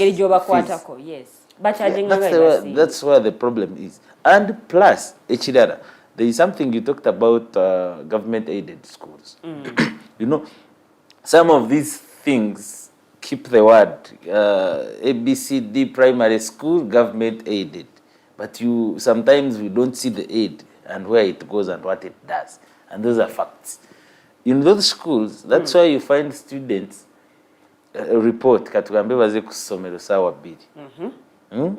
But remember, these teachers, now some of them move from good kilometers to come to teach these schools. And what tukira kusomero? It's always maybe they did not have time to prepare for them breakfast. And these are the schools where you'll find abana besomero, they're in the kitchen preparing breakfast for these teachers. Nesa lunch, they will be doing the same. In that, Musomesa never yagara ekidomora ky'amazzi, he will send a kid, go and fetch water. You get? That's the kind of the situation we are living in. And these districts, they never district inspectors of schools, never DEOs. You get? Boba koze watch. And this is a question we should be asking. Boba koze watch. And some of them are just very comfortable because most of them are just get appointments and they don't really know what they are supposed to do. That's why the problem is. Yes. Atete lyavuddeyo kubagamba maybe to educate them, maybe to coach them on what they need to be doing and how, when they do what they are supposed to be doing, how it can change and improve the education system. You get? The Minister of Education, Kenyini, she just goes to State House and she's making visits and everywhere and making promises and throwing brown envelopes around, and maybe she has also forgotten what she's supposed to be doing. Namudirira, and he has also concentrated on improving his schools and amassing his wealth, and that's the end of the story. Nti omuntu atandikirwako, like the common man, is the one now suffering at the expense of these other people that have been under the shade and they at sometimes have forgotten that there is rain outside. Because we're mu nyumba for so long. And it has also happened to you, I know, at some time. Over the way say, and you wake up and somebody tells you, are you sure? Is it even raining? That's how most of these leaders are. That they have stayed so long under the roof and forgotten that it is raining outside. And their thinking now will be the thinking of the person who has not felt the rain. That's where the whole problem comes in. Okay, ensonga z'abasomesa ndoza tugenda kubanga nazo tuziwumulizaawo unless if there is anything kyemwagala twongereko. In case you say, since you said anything. No, just I wanted to clarify just one thing. By general leadership, I meant Parliament and all of these guys, because they're the ones who oversee the works of these ministries. Yes. Those are the people that need to make those changes. They are the ones who can either amend the law or introduce laws or do whatever they need to do to make sure that these things are regulated. At the end of the day, I understand that these people have those education because they understand where the loopholes are and they can easily manipulate those to amass their own wealth. Now, it goes back to those houses like Parliament to be able to oversee these things. They're the ones who can regulate these exorbitant fees and say, you know what, at the end of the day, as much as 2% of the population can afford to pay 3 million for school fees, 80% of Ugandans cannot afford to pay that. And that means there's going to be that disproportionate kind of learning, where you have these ones with the exact needed skills, and you have the majority without those skills. And the problem is the country is not going to grow by this minority. At the end of the day, it's still going to go back to trickle back to this. So the quality of people you have will matter. At the end of the day, it goes back to this. So I thought that if these bigger institutions, the parliament, the cabinet, would mind us to oversee this kind of implementation of rules, it would make a bit of difference. I understand that the ministry itself will not change because most of the people in those departments can afford. Own schools and they can afford. They can afford to pay that kind of school fees, and they just leave you to suffer with your own. Maybe an MP who comes from a poor constituency can see what people are going through. But we have a number of them who have been poor themselves, but when they reach in parliament, what do? The first thing they have to do is to build their own private school in their own constituency. And they also charge exorbitant fee. That's where the problem is. As I'm saying, Anita yesterday was all over Twitter she said, someone said you should be ashamed of saying this thing. And she was like, I am not ashamed I am not ashamed. So much so that I even sold the ambulance to get back my money. So, honestly, the leaders themselves, I don't understand. Yeah. Okay. Tulina ensonga ez'enjawulo ez'abakulembeze actually ng'ovudde ku Honorable Anita. Waliwo omubaka omulala eyajjayo ebidomola bye yali atadde mu katale lwa nsonga ze zimu butamuza mu Parliament. Yanyiiga n'ajjayo ebidomola during COVID-19, ebidomola bye baateekanga mu butaala abantu bye bakozesa okunaaba engalo n'ajjayo n'ambulance. Yabagamba gwe mwalonda abaleetera ebibye. Obusungu kale ne bubanga bungi nnyo. That's selfish thinking. Sometimes it's not selfish. N'abantu abamu nabo tebasiima. Tekiri kusiima Lilian. Guys, reap what you sow. If I come here, no. That's not you only reap what you sow. Ate nakotinga ne Bible. Nagenda n'alekawo n'ekyawandiikibwa kale. No, that's wrong, surely. That's very selfish of anyone. But also Ugandans, bwe babanga be balonda be babasuubira mu services ezo. Omuntu gwe mwagala okulonda lwaki mutandika But Rogers, even if you call it selfish. Guys, this is not about the people. This is about you. You are a servant of the people. It's not the other. Rogers, before you can call it selfish, before you can call it selfish thinking, that's not the role of an MP, surely. It's not. But if you decide, because aina service jagale basemberere, maybe the hospital are very far. I know baterawo ambulance bayambeko. So if she's no longer in that kind of leadership position, what are you balekera? The problem is here, Kato. Katigumuloze na yajigule because aina capacity. It's not the role of the MP, I understand. But you know why that comes in the first place? It's because the MP is trying to corrupt the people to vote for them. So from the beginning, it was about the MP, it wasn't about the people. So, and you know why people got angry? You know why people got angry? Because they thought it was the role of an MP to buy for them an ambulance. It wasn't, but since they did, no, that's because they corrupted that's what is in their head. That's what is in their head. I think, and remember, I don't know if you have seen an ambulance donated by a member of parliament. Nga kadi ambulance teli manyage. Maybe they just prove that this is a personal property, but trying to help you. Umanyina abantu bajiwa mafuta yo ambulance.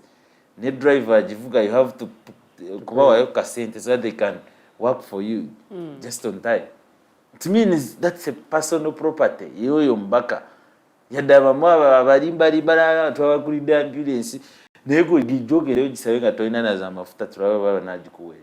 No, but, okay. They only corrupt those who want to be corrupted. But those who understand beyond they corrupt them beyond seeing the services they deserve because those leaders provided them, they decided to take advantage. They corrupt those people who want to think that seeing just there an ambulance namba biletanga tebitambula. Bashireta career they bachiteka kuchisawe nemukiraba, and that's the end of the story because they wafenze nalimbira byeko. And in some reporting one, I think what was it, some investigative story that was coming, those waraba ambulance kundi je yatugabira, the first lady, now the minister, she was our representative back then. Wajira wa ambulance tukutuku nayenga ya parking those are you get. So most of these people, that's how they think. Nezo ambulances zimbatizitambula, but because they want to corrupt those who want to be corrupted, and it is a deliberate move. Nti nono mbaka however much yeita ayagala nnyo abantu be, that they have not taken the initiative to come and teach them that nze mbagulidde ambulance, but this is not my role. My roles are A, B, C, D. The Electoral Commission eyina obuvunaanyizibwa to take this civic education to the people has failed itself alone. You get, kuba singa abantu bali bamanyi the roles of an MP in the constituency, they wouldn't have quarreled when an MP records their ambulance. Let me ask you, Kato. They wouldn't. As we conclude on this one. I want us to conclude and then we tackle something else. Let me ask you, Kato. If in the first place, this MP was a good lobbyist and was able to get good health care for the community, would there be need for them to corrupt those people with the ambulances? So you see that the corruption comes because the leaders themselves. In the first instance, you first look at how did this MP get elected to that office. And that's what I'm saying, because the previous one has failed. Because this one has also tried to manipulate that situation. Maybe people were blindfolded, or maybe people wanted cash handouts from that MP. That's how he or she got to that parliament. So what do you expect him to do? To rob it for you? Okay, let's... You saw the deputy speaker last time talking, I think it was yesterday, talking that most of the MPs have decided to concentrate in their constituency, trying to blindfold the members in the constituencies that since I have been here for so long, it means you have to elect me. And you know how what they are doing? Ambulance, and the rest. And they forget. And actually, this is what he was trying to say, that even we have elites that are in those villages that will tell you, look, these are not your roles as an MP. However much you have tried to come to the ground, you attend burials and attend parties, but these are not your roles. Tugenda kulaba kusikowa kadi yo parliament, and saying you have 0 times that you have. Yagambye lista agina y'abantu abo abasikowa abali underscore. Bachituka mu ntula za parliament ng'ensonga gye beekwasa ya constituency, mbufe tuli mu constituency. Neru lina uli speaker agamba ne mu constituency gye mugamba gye mubeera nayo tubanoonyerezaayo. Because when you robe nga tosobola kuyimira from parliament and you make a statement that is of national importance that can help your people in the village. Naye yagala kubeera ku lumbe naawe oli mu ntaano oli mu kusima, because that's a popularity you need. You get? Okay. So Katevio now you have to buy an ambulance or for the sake of other topics of discussion, I would very much like to argue this, but I feel like we might not. Even when you argue it, but the truth is just in your heart, and you know this is how it is done. No, the thing is, okay, the truth. Then let's since nze ngenda okusigala nga ntwala debate eno maaso eyo nayo tugijjewo eve mu ddiiro owulire nga okukakanya ensonga eno nga tugimaliriza bulungi, since we still have some few minutes. The thing is, I do not disagree with you. What I am saying is, I do agree that the people themselves have failed to understand what the roles of an MPs are, and that is why they are easily manipulatable. Exactly. What I am saying is that everyone is it like tukitwale nti bonna tebategedde mirimu gy'ababaka ba parliament oba ensonga esinga y'obwavu nti oli atunulira omubaka nti nja mufunamu akatuntu ne bwe kanaabaka ssente nze mujjiremu awo. The reason why the people even think that way is because these leaders have not done their roles. If a person in my community had a good road, had a good school quality, had a good healthcare system, had ambulances by the government, and which are the roles for the leaders to lobby, they wouldn't need an MP to dupe them with an ambulance. So in the first place, why I'm saying it's selfish of them is that they are the ones who have manipulated the people because they have failed to work for them and have decided to play on their emotions with these ambulances. So I agree that the people themselves have not understood this. But the reason they still can be manipulatable is because the leaders have failed to work for them. And then because they have not understood what they are meant to do. Anti kati nabadde ndaba still nga n'ababaka nabo nga batabukira ba minister. Nga bagamba bannaye tukooye okuleeta ensonga ze zimu mu parliament ng'ate ensonga ze tuleeta temuzikolako. Nzija ku floor ya parliament njogere nti ddwaliro gyenva mu constituency gyenkiikirira teriri mu mbeera nnungi. Nzijja omulundi ogusooka, nzijja omulundi ogwokubiri, nzijja omulundi ogwokusatu n'ogwokuna n'ogwokutaano. Ensonga esigale nga ye muluno olufuuke ng'oluyimba. Ne bagamba nti banne mutya tukyayo abalonzi mu bitundu gye tukiikirira. Olw'ensonga nti ensonga ze tubagamba ze tutebolinga ku floor ya parliament nammwe temuzikolako. I also understand that Parliament has committees. Yes. Parliament has those departments that work on particular sectors. Yeah. I do not see how it is important that an MP must always come to the floor to speak about the same thing. I think it's important that an MP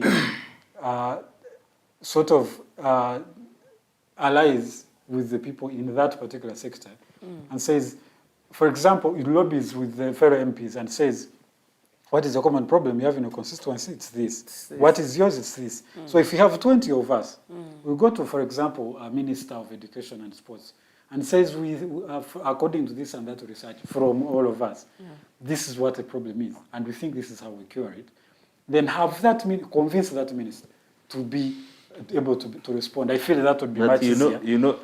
I feel that might be much easier. Yes. Of course, I'm not in Parliament. I can't say I am very sure how it exactly works. Yes. That's I'm just presenting a theory. Yeah. So I feel like that would be much better than you, as an individual, always coming on the floor speaking about one thing year after year, which will not go through because you just. Some of these MPs don't even know that after talking about a certain issue that is affecting your area, then you must do a follow-up. But most of them want to wait for cameras in the corridors and say, speak about I talked about them. And individually, one by one. Poor hospitals in my constituency, they have done nothing. The government has failed us. You get? So for me, I also think it's a problem of procedure, not that it's an individual problem. Yeah. And then, on the same issue, Rogers, the problem that I have told you is about the voters themselves. And this has been done deliberately by the leaders that we have as a country. Okay? Because if the leaders themselves come to the constituencies, to the people that voted for them, and what they have promised is, ambulance bill. And most of these people take what you have told them. Because MP, and that's what they have been told. And at the end of it all, bagenda gamba oli yasuubiza bingi kusinga ono katulondo ono obona ayinamu kusente at least atuguliddeyo what to eat. You get? That's where the problem comes in. And ekirala, the most other issue that I've found, and I think I talked about it some other time, is that even when a member of parliament goes on the floor of parliament and presents his or her issue, you get, about maybe the poor service delivery in their constituency. And even when they try to reach out to these ministers that you're talking about, the more so that clarify themselves as the powerful. They have issues of, making excuses. That because the area you come from as an opposition member, who maybe is somehow vibrant, that's how your area has been left out. You understand? And most of the people, if they hear that kind of information, they will use it for the rest of their life as an excuse. Because mwinayo muntu ABCD muwagizi wa opposition. And you wonder if there is one person in an area, for example, a sub-county, that everybody is looking at as an opposition member of parliament, delaying the service deliveries. And my question has always been, look at your neighboring sub-counties that don't have those opposition figures that you're talking about. Do they have better service delivery than us? And the person will be like, but why are you comparing us with this? Okay. So our Singa, most of the people and the voters have become a problem to us, the rest of the people. And the majority don't understand how to do things and what they need to do. You get? The other time I told you, people be in bars, seated there in the kafunda, and they are discussing now. They say, Rogers, no, since you have a nice suit, you can be a member of parliament. And that's how it starts. The person they are sending to parliament themselves don't know what they need to do. Nakugamba, parliament spends over 6 months. Members of parliament, how parliament works. Parliament oyogera 6 months down the road, nothing is being done in parliament. We have had members of parliament abaruddeyo for how many years? 20 years. They still go for the 6 months. Okay? Yeah. So we have a very big problem when we talk about leadership. And the politicians have failed us some. And now that actually brings me to this question. abali ku ludda oluwabula gavumenti bebakola checks and balances zo bazikola bachekinze gavumenti ku byekola njagala ntandike naawe. You're even laughing already. No, I am laughing because everyone leader should be able to check. It shouldn't be left to the opposition. Naturally, yes. Anywhere in the world, their role is to check the sitting government. Yes. Because it is believed these are the government in waiting. So they need to check, of course, present what is it that we would do better. But in that way, they are also checking what is it that these ones are not doing better. I think opposition might relatively have done well. Yes. Other issues notwithstanding. But I also think that more often than not, they give in to the trends that are happening. The example we just gave of if someone gets, one of the opposition members feels, they say like that alleged statement that Sevo says that even if you give me jerrycans, as long as they are yellow, they will pass and I will do services for you. So if an opposition MP hears that, they are going to ride on that and say, you know what, so I don't do anything, they don't allow us. That's what they tell us as electors. They don't allow us, we can't do anything because we are opposition, and so they don't do their job at the end of the day. So I think that opposition itself has not done what it should. But that is also said in light of the constraints that are actually put on their shoulders. Because some of them are not allowed to do certain checks. They are checks you can go to, they are checks you can't start talking about. Yeah. So I think it's a sort of a 50-50. They are not doing their job, but also part of why they are not doing their job is because they are not allowed to check as much as they should. But largely, I still think that even if they are stopped to do something, I feel like they can still be able in their capacities as opposition to be able. Because at the end of the day, you're in government, you're in that government. You're serving the same government. You are in that very government. Even when you're so you can't be giving the excuse of the government that does not allow you're the government. You're in the parliament, and the parliament is what oversees all of these things. What things people need as we as people is, do I have the water? Do I have electricity? Do I have schools? Are the roads made? I don't think government can stop you from doing that. Ababaka bagamba tebaweebwa mukisa kujja ku floor ya parliament. Tebawa mukisa how? If what you're going to talk about is important to the community, how do they stop you? Nti era ne bwe babeerawo tebabawa ne bwe babeerawo ne bwe bawanika emikono tebabalonda. It might be true. It might be true. I cannot verify that because I'm not in the house. It might be true. And sometimes we can agree because... But we still see the same faces over and over again. Let's say it's possible. Let's say it's possible. No, we cannot say it's true. Because the advantage we have now is that Parliament has improved with technology. At least they will show and broadcast on TV. We can follow them. Yes. Even on their social media platform, the proceedings are there. But you will see a house that has over 520-something members of Parliament. And the seats will be empty. And the House will have about 100 MPs. But even in constituency. What about the rest? What are they doing? Those are the same people that will come out and say that Tebatuwa lukusa kuimia from Parliament and articulate our issues. But why? Because they are not even in Parliament. And most of them go there at lunchtime to enjoy that free lunch. And the gym and then go home. Which committee? But I've told you good enough. The media broadcasts most of these proceedings, even at a committee level. You see a committee having a number of people, but how many are present at the time? Olwabaka abamu nga bo banyumirwa nnyo wano mu nkuubo kamera ezo ezibuuza ku bibogedeko mu Parliament. Nga wali mu Parliament tabaddeeyo because balaga abali ku abatudde ku opposition ne balaga ba independents ne balaga n'abali ku side ya NRM. Naye omubaka buli mawulire nga ye abaako n'ensonga y'okwogerako. Buli dakiika go bati. Some of those guys, by the way, just work with the media. Just tell, and the thing is, media itself wants to have a reporter in Parliament and they're talking about things that are happening on the floor. So this one will say, me every this and this, you come, I will give you. And you will see most of them even talking things that are irrelevant from what was being discussed on the floor of Parliament. We have the MP has spoken. MP has spoken. And it keeps them relevant. Ate ekirala kye baayiga ababaka bano aba paalamenti bakimanyi nti abantu balaba nnyo amawulire. Kati wali mugulire bajja salamu because media houses eziraga parliament sessions zino si nnyingi.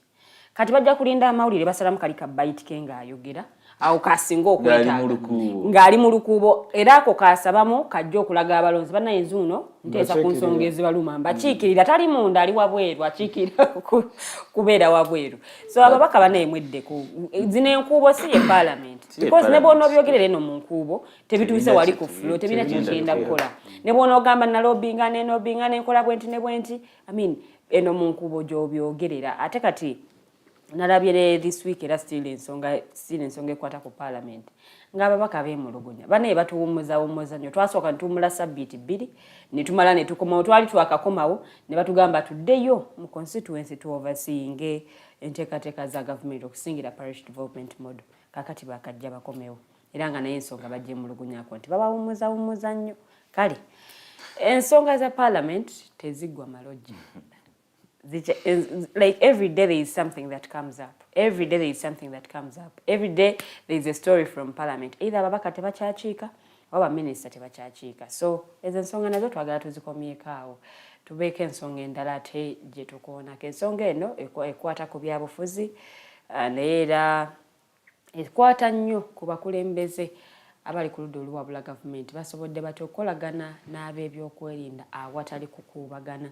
Kino nno wekijjidde ng'abakulembeze bano ab'enjawulo wabadde nga w'ensonga ez'enjawulo ze babadde nga bakola naye nga bataataaganyizibwa twalaba Women's Day celebrations nga enteekateeka zaabwe zirinyibwamu abakuumaddembe. Ebiseera ebisinga ng'ensonga abakuumaddembe gye bawa kwe kuba nti abakulu bano tebaasaba lukusa.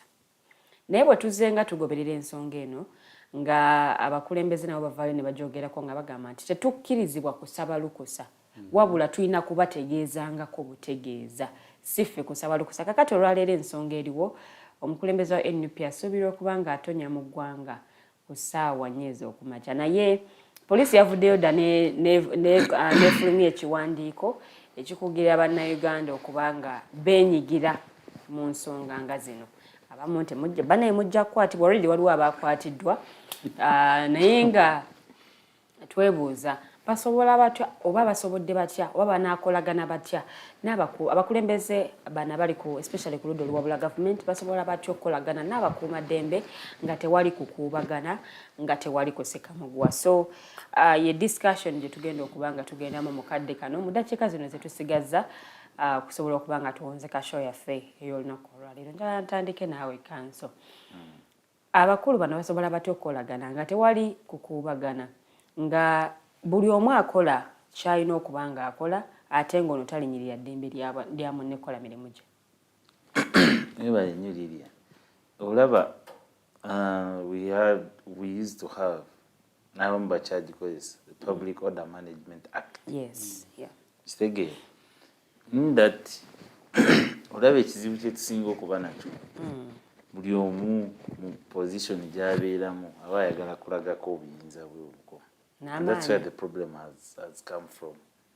Nti Public Order Management Act bwe yavaayo n'efuluma ne bagiyisa ng'etteeka buli omu yagiwa interpretation ye and it caused a loophole among so many people. Mulina okutusaba olukusa ffe tulina okubategeeza and it caused a lot of questions that needed court's intervention. Yeah. Abantu ne bagenda mu constitutional court etuguiding etunnyonnyole etwanguyizeemu what certain sections of the Public Order Management Act meant. Constitutional court n'ebinyonnyola bulungi you get ne buli omu kyalina okukola. But to say most of these policemen did not maybe grasp what the Constitutional Court interpreted, yeah. Or because they have the orders, they always tell us orders from above that they are following. Now, yeah, how do we resolve this now? If the police says, write to us, notify us, have you notified them on what you intend to do? Is what you intend to do lawful? Oba kimenya amateeka oba kiri mu mateeka you get And they always give you replies on why they think kyogenda okukola maybe tebagenda kikkiriza oba bagenda kikkiriza. They always give reasons. Yeah. And most of the times now they have had an issue of the terrorists that are around. You get? And if they give you such an excuse, what do you do as an individual or as a citizen who loves your country? Because at the end of it all, it must be for the well and the good of this country. Whether on opposition, whether in government, NRM, or the rest, have the same goal on having a good country that benefits all of us and that is fit for us. So, to say, opposition have done things deliberately, like the NRM has done them deliberately. Nti police agenda issuing an order, tuze twabiraba ne wano mu COVID. The COVID period, down campaigns is police issuing orders, no campaigns, physical campaigns, and you will see a minister organizing a number of hundreds and hundreds of people, and as if COVID fears them. You get? And when it comes on the side of opposition, now Chiboka will jiramu, and people will be arrested, and all these things will happen. Now, today kunsonga. Today is a working day. You get? Yeah. And it started mpora. Omukulembeze Okukomawo, we have to organize, I don't know how many, 1 million people march to Entebbe. And from Entebbe, they will go to State House and over the State House and all that kind of thinking and setup. But to say, however much we all need change, we all need change, and we feel we need it, and this is the right time to have that kind of change. But I've always told my colleagues, the change you are looking for should find you alive. Because even when it finds you dead, will you enjoy that change? You get? In that, nga police we have Okudayo, in this enondoza ya, nga we have Okudayo never tegeza. You did not follow what is required to be done before you can have that kind of procession. Then don't do it. That's what he told them. Now, ekizibu ekisinga kyetulina, and I've told you why we always have this kind of commotion between the police and the opposition, is that most of these people, tebakyalina kyebafiirwa. You understand? Abasinga beekyaye nnyo, and they find their hope is in making this regime fall at whatever cost. Kujinywesa amazzi kujulumya mutwe. That's kuba talina kyafiirwa. Because this is somebody who has nowhere to sleep.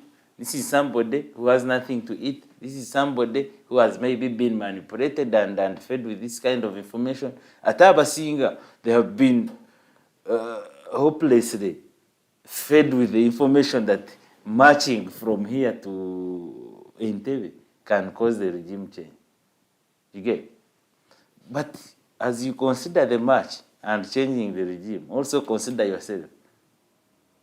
Even if the regime changes now, oli muvuzi wa boda, do you think you will be a minister in that regime? Do you think you will be given a position of being another DC in that regime? Instead of preparing yourself,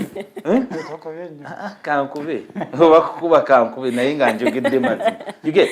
Instead of preparing yourself, oli mwana wa university, instead of omala okusomako, you get your qualification, so that when the regime changes, at least your qualification can take you to some position, and you also be a beneficiary of that regime.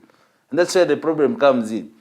When the NRM regime came in power, I think what they most ventured in was educating its people.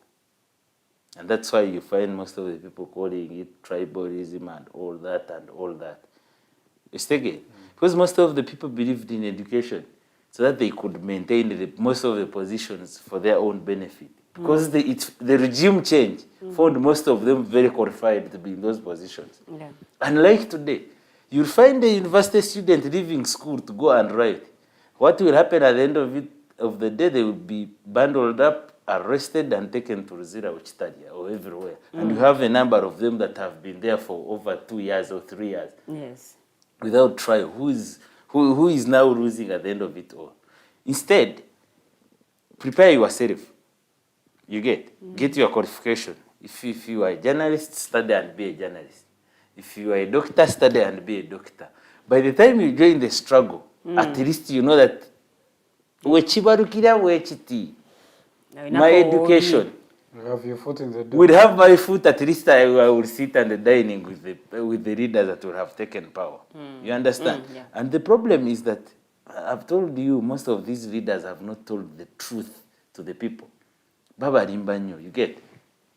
Nti, omukulembeze, because he needs you to be behind them and support them. Tasobola kugamba soko malizo kusoma because oli mu third year and you are finishing next month or you're starting your exam next month and you do not assess the risk of attending such kind of a procession to Entebbe to welcome a president who even does not know your name. Yeah.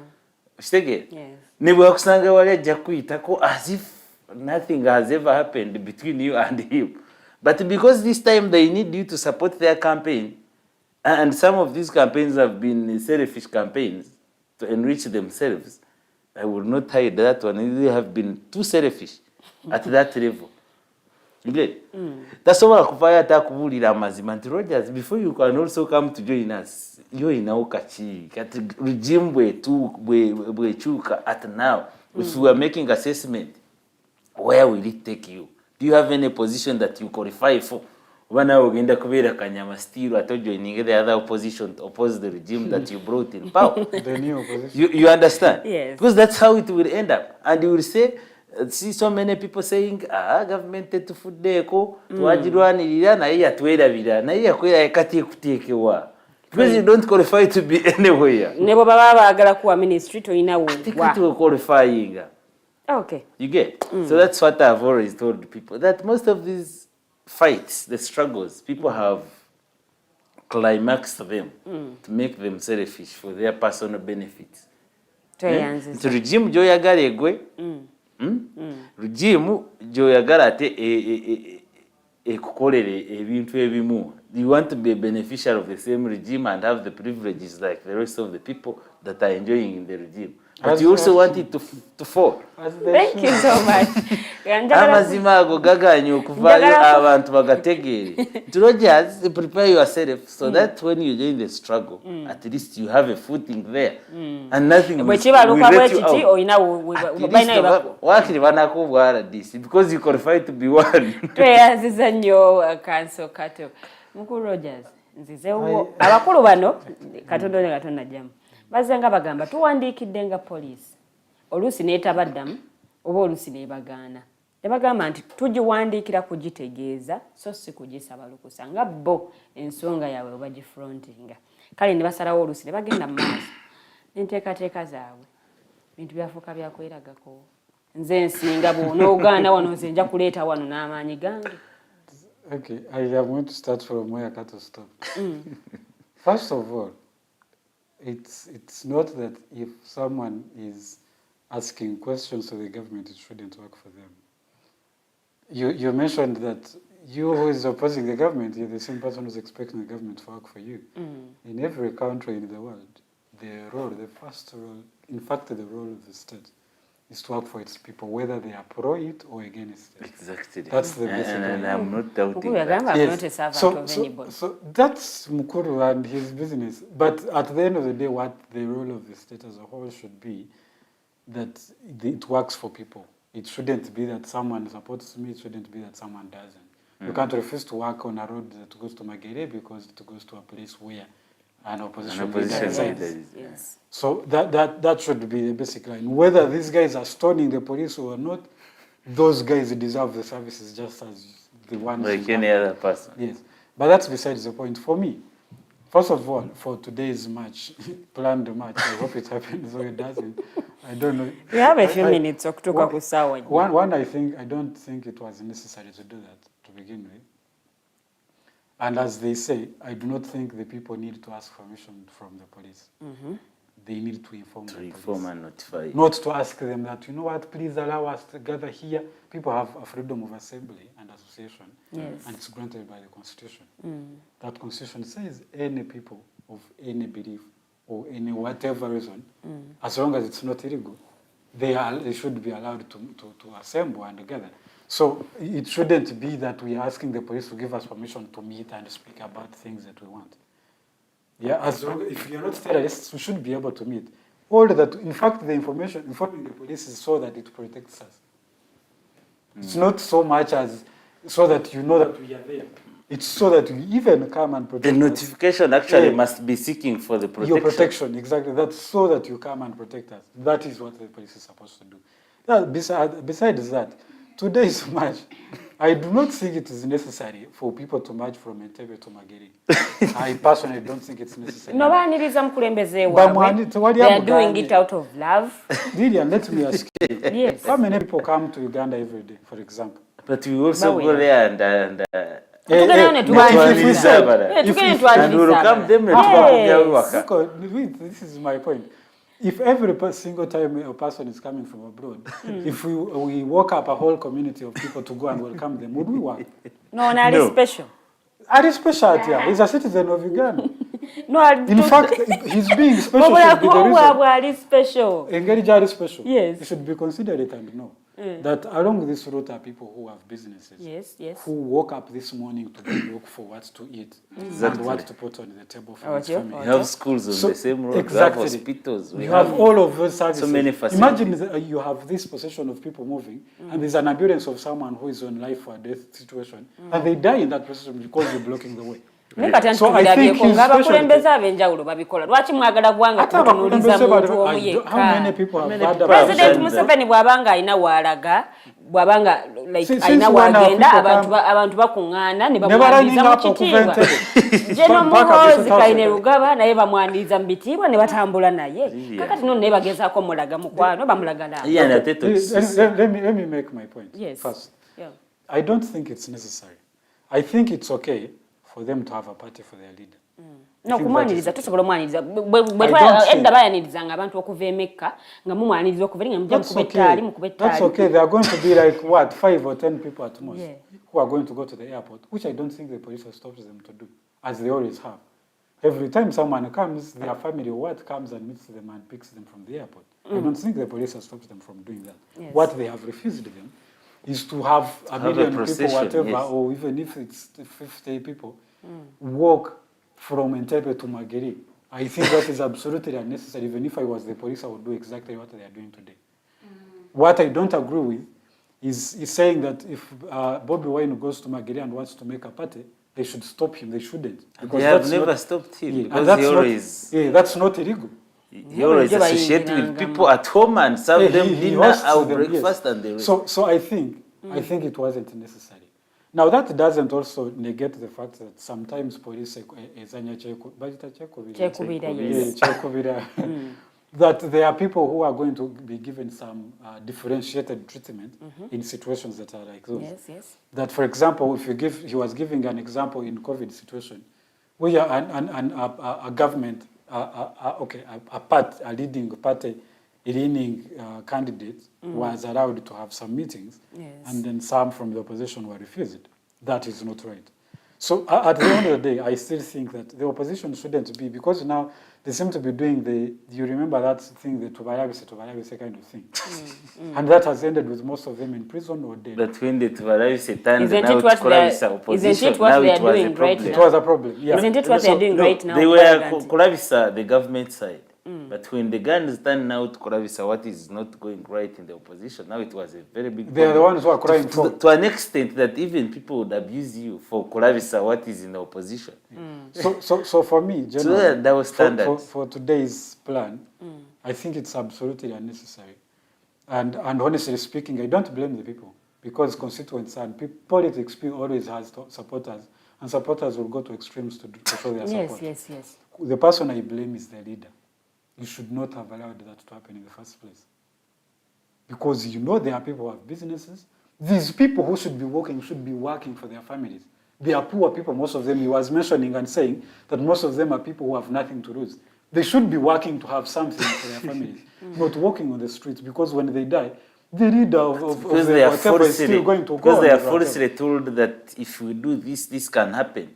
And like I told you, even when it happens, it will find you nowhere. Still, you will be left and join the other opposition, and you will die in your position. At the end of it. For me, honestly, I think it's the leader should not have let that happen. I think also the leader should always as much as sometimes the law doesn't do fair play a lot of times, it shouldn't be that he also engages in the the kind of thing that has ended with most of people losing their lives. I think he should have organized it very well. If the police did not allow them to do that, which I think they were in the rightful place to deny it, he should have said, you know what, this has not been allowed. But even if you are 1 million people, let's go, for example, to Nambole. Let's plan to be in Nambole on such and such a day, and then I will speak to you. Let's have that engagement as to appear like you have welcomed me from abroad for my tours. If police allows, if police refuses that one, now that is wrong. But it doesn't, you see, two wrongs. Don't you think police will say, but Lilian, let me tell you this. How many people do you think are coming from the airport today? Or how many people are going to the airport today? Do you know how much surcharge they can charge you for missing a flight? Yeah, it's too much. But because of something small that can be resolved, and if the police comes now to intervene and resolve this, why should we have a problem with it? At the end of it all, I told you if it was a weekend, we would say people are happy and they are enjoying their weekend. But today is a working day. At the end of it all, we have people that are going to courts of law in Entebbe. Now they will find this procession and they cannot access court. And you know what will happen to their clients? They would be remanded. Because their lawyer have failed to access the court premises because of a certain group going to welcome a certain person who is also believing to do what is selfish and befitting him. These are things that should be told to the people. The truth must be told to the people. Akuchawa, but when they know the truth, you get. And but then there was no comment. And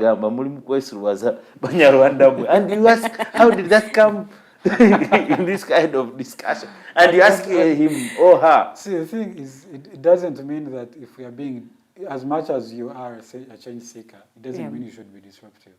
You should look at Kenya. Look at the season in the 2007-2008. What they lost just because of these kind of things. Even recently, when they had that Ruto-Raila kind of thing, how many resources were lost? How many people lost their businesses? Just because a few people felt like they need to show their anger. Yeah, so I think we can want change, but let's do it in an organized way.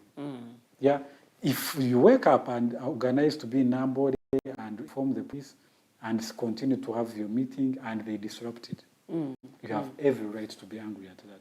But it doesn't mean that you should do something that is equally illegal for you to say, you know what, since they also do this, let me also do this. It doesn't. At the end of the day, they are the ones with the machinery. So tujitwale nti kakati. And then will suppress you.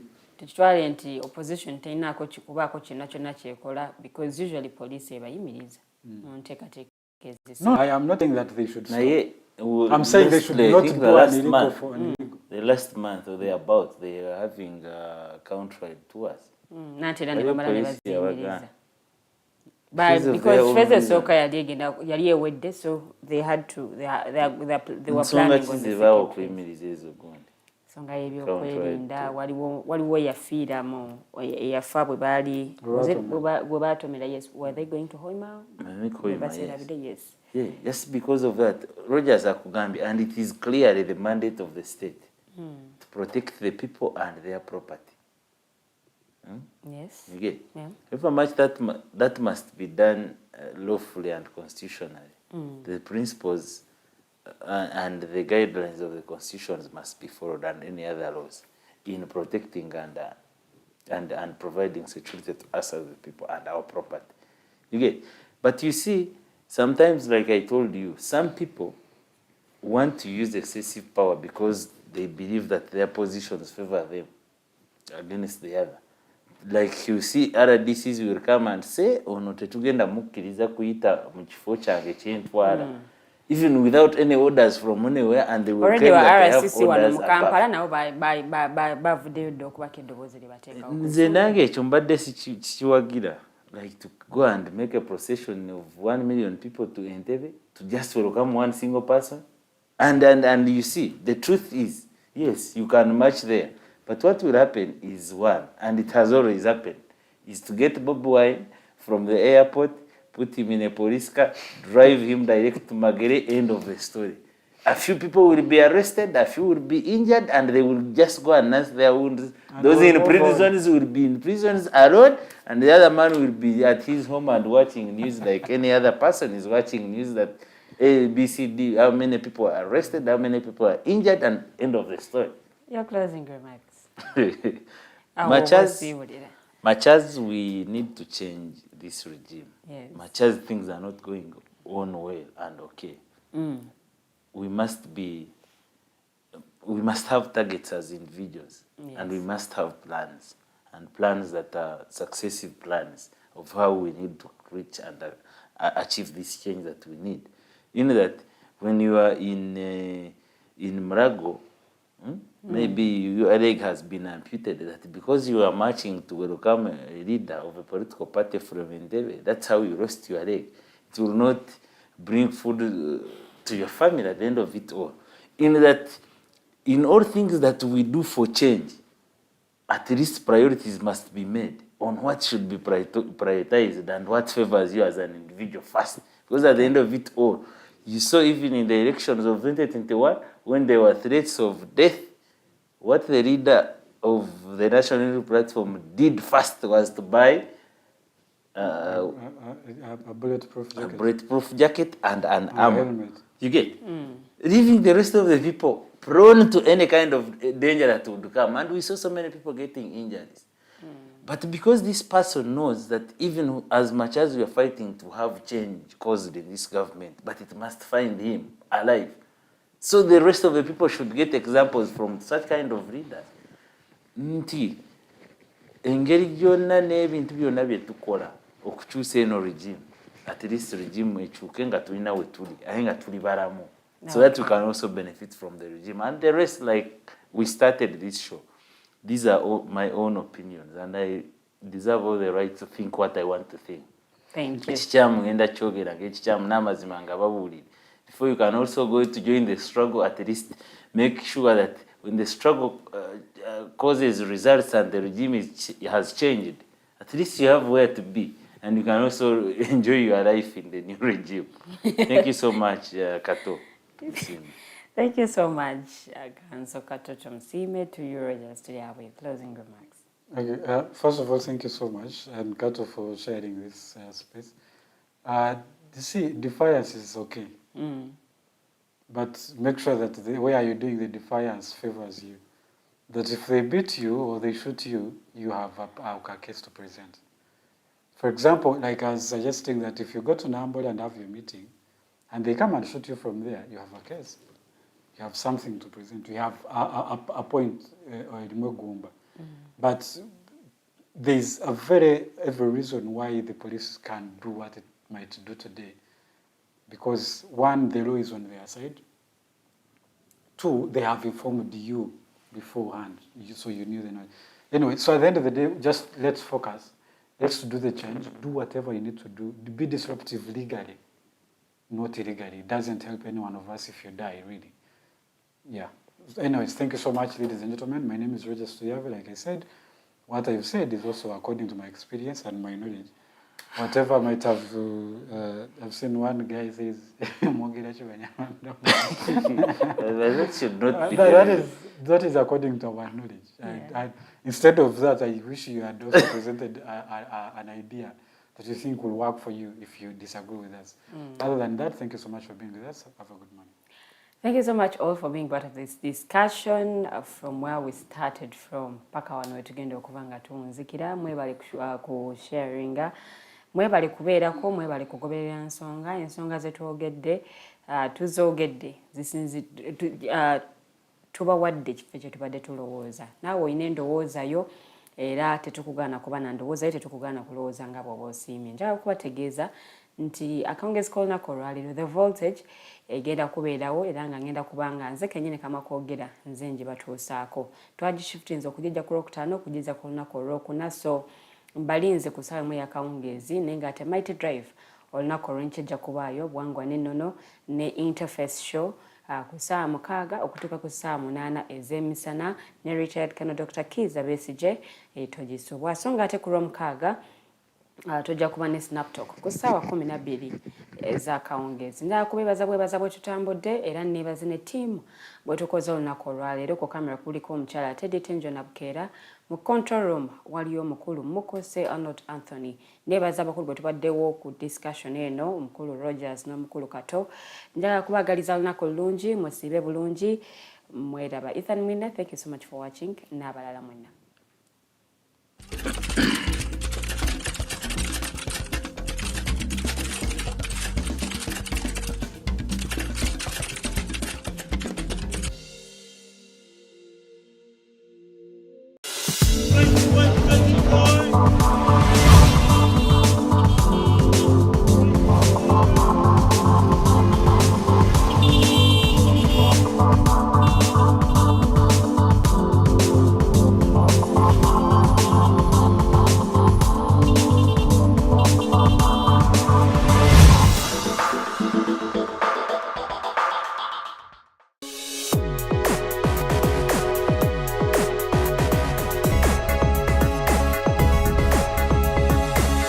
The Alternative Digitalk.